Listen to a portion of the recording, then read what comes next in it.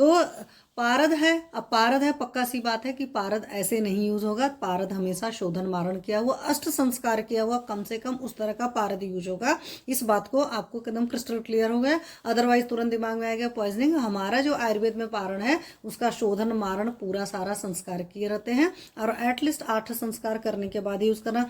उसी तरह गंधक है, गंधक का भी शोधन मारण आप अच्छी तरीके से किए रहेंगे, उसके हिसाब से। पहली बात है, अभी आगे और भी चीजें बताऊंगी।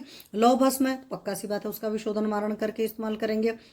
अभ्र है, अभ्रक भस्म का भी इसी तरीके से। ताम्र भस्म है, उसका भी। मतलब ये जो 5 चीजें देखो, पारद है, गंधक है, इन दोनों की कज्जली बना लेंगे तो शोधन मारण के बाद ही बनेगी। और लौह हो गया, अभ्र हो गया, ताम्र हो गया, तो ये 5 भस्में हैं प्रॉपरली एकदम अच्छी खासी शुद्ध करी हुई, मतलब शोधित मारित है, वही इस्तेमाल होंगी। त्रिफला इन सारे का अमाउंट का दुगुना डाल देंगे। और त्रिफला को आपको मालूम है कि रसायन होती है, बहुत बढ़िया बढ़िया प्रॉपर्टीज है त्रिफला पर, सेल्फ पहले सेशन लेकर रखे हैं। शिला जतुजी जी पढ़े हैं, वो आपका 3 गुना पड़ा है। और मूत्र व सोतस की जो भी व्याधियां होती हैं वहां पर बहुत अच्छे से यूज होता है। डायबिटीज के केस में, प्रमेह के केस में भी हम लोग अच्छे से देते हैं। शिला जतु को याद होगा जो यहाँ पर प्रैक्टिशनर जुड़ रहे हैं। गुगुलू जी 4 गुना पड़े हुए, बाइंडिंग एजेंट की तरह भी काम करते हैं, इसलिए आरोग्यवर्धिनी बनाते हो कभी भी बाइंडिंग एजेंट डालने की जरूरत नहीं होती। हालांकि कंपनियां जो हैं उसमें कुछ ना कुछ जरूर डालती हैं, तो रो भी हमेशा शुद्ध होना चाहिए गुगुलू।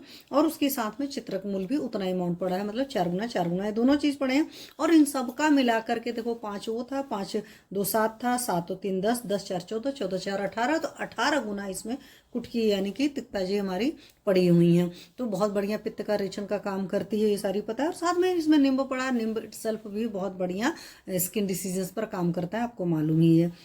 ये सब कुछ मिला करके आप चूर्ण करके, मर्दन करके, निम्बस्वरस की भावना डाल करके इसको बना सकते हैं। और ये आपकी जो बनेगी आरोग्यवर्धनी होगी, यश और धन का वर्धन हो जाएगी, या आरोग्य का वर्धन करने वाली आरोग्यवर्धनी है। ये इसका सिंपल सा हुआ, वो मैं